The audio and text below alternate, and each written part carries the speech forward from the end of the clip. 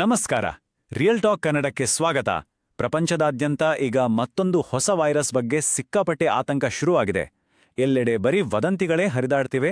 ನಾವೆಲ್ಲರೂ ನಿಜಕ್ಕೂ ಮತ್ತೊಂದು ಮಹಾಮಾರಿಯ ಅಂಚಿನಲ್ಲಿದ್ದೇವಾ? ಈ ಪ್ರಶ್ನೆ ಈಗ ಎಲ್ಲರನ್ನೂ ಕಾಡುತ್ತಿದೆ.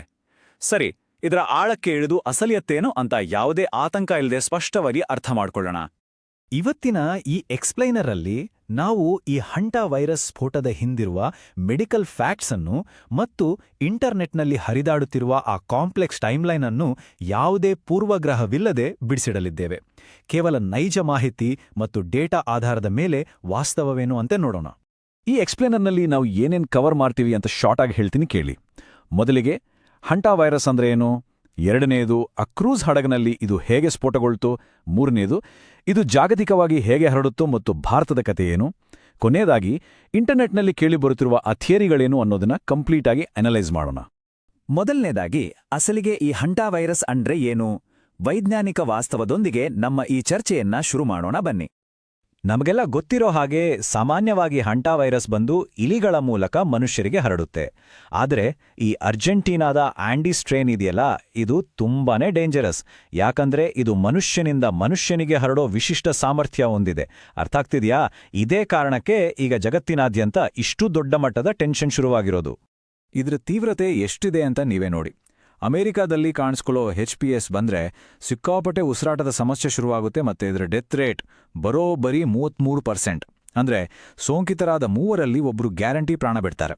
ಅದೇ ಯುರೋಪ್ ಮತ್ತು ಏಷ್ಯಾ ಕಡೆ ಬರೋ HFRS ಆಂತರಿಕ ರಕ್ತಸ್ರಾವ ಮಾಡುತ್ತೆ. ಆದರೆ ಇದರ ಮರಣ ಪ್ರಮಾಣ 1% ಈಗ ನಿಮಗೆ ಗೊತ್ತಾಗ್ತಿರ್ಬೋದು ಈ ಉಸಿರಾಟದ ಲಕ್ಷಣಗಳು ಯಾಕೆಷ್ಟೊಂದು ಎಮರ್ಜೆನ್ಸಿ ಕ್ರಿಯೇಟ್ ಮಾಡಿದೆ ಅಂತ. ಈಗ ಎರಡನೇ ಭಾಗಕ್ಕೆ ಬರೋಣ. ಅಸಲಿಗೆ ಆ MV ಹಾಂಡಿಯೋಸ್ ಕ್ರೂಸ್ ಹಡಗಿನಲ್ಲಿ ಏನಾಯ್ತು? ಈ ಟೈಮ್ಲೈನ್ ಅನ್ನ ಸ್ವಲ್ಪ ಗಮನವಿಟ್ಟು ಕೇಳಿ. ಈ ದುರಂತ ಶುರುವಾಗಿದ್ದು ಏಪ್ರಿಲ್ 1ನೇ ತಾರೀಕು. MV ಹಾಂಡಿಯಾಸ್ ಹಡಗು ಅರ್ಜೆಂಟೀನಾದ ಉಶುವಾಯದಿಂದ ಹೊರಡುತ್ತೆ. ಜಸ್ಟ್ 5 ದಿನದಲ್ಲಿ ಅಂದ್ರೆ ಏಪ್ರಿಲ್ 6ಕ್ಕೆ 70 ವರ್ಷದ ಒಬ್ಬ ಡಚ್ ಪ್ರಯಾಣಿಕನಿಗೆ ಸಿಕ್ಕಾಪಟ್ಟೆ ಜ್ವರ ಮತ್ತು ಉಸಿರಾಟದ ತೊಂದರೆ ಕಾಣಿಸ್ಕೊಳ್ಳುತ್ತೆ. ಏಪ್ರಿಲ್ 11ಕ್ಕೆ ಆತ ಹಡಗ್ನಲ್ಲೇ ತೀರ್ಕೊಳ್ತಾನೆ. ಪಾಪ ವಯಸ್ಸಾಗಿತ್ತು, ನ್ಯಾಚುರಲ್ ಡೆತ್ ಅಂತಾನೆ ವೈದ್ಯರು ಅಂದ್ಕೊಳ್ತಾರೆ.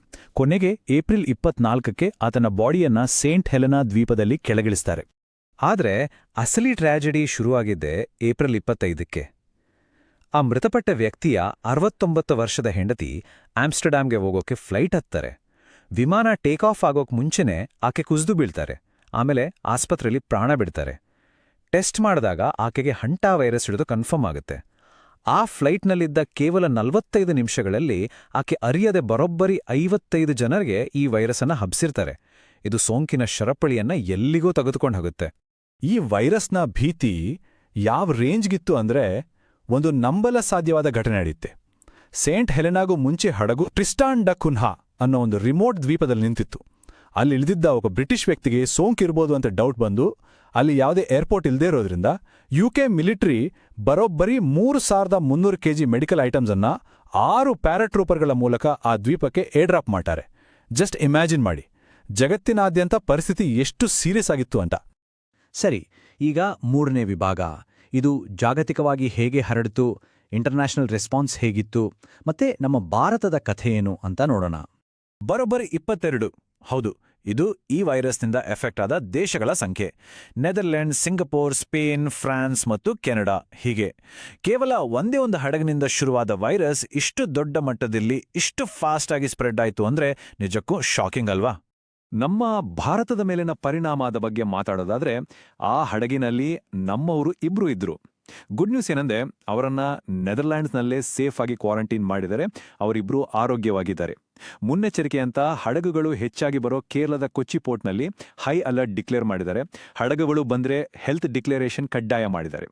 ಸೊ ಎಕ್ಸ್ಪರ್ಟ್ಸ್ ಹೇಳೋ ಪ್ರಕಾರ ಸದ್ಯಕ್ಕೆ ನಮ್ಮ ಭಾರತದಲ್ಲಿ ಭಯಪಡುವಂಥದ್ದೇನೂ ಇಲ್ಲ, ಸ್ವಲ್ಪ ರಿಲ್ಯಾಕ್ಸ್ ಆಗಿರಿ. ಈಗ ಕೊನೆಯ ಹಾಗೂ ಅತ್ಯಂತ ಕುತೂಹಲಕಾರಿ ವಿಭಾಗ, ಕಥೆಯ ಇನ್ನೊಂದು ಮಗುಲು. ಇಂಟರ್ನೆಟ್ನಲ್ಲಿ ಹರಿದಾಡ್ತಿರೋ ಆ ಥಿಯರಿಗಳು ಏನ್ ಹೇಳ್ತಿವೆ ಅನ್ನೋದನ್ನ ನ್ಯೂಟ್ರಲ್ ಆಗಿ ಅನಲೈಸ್ ಮಾಡೋಣ.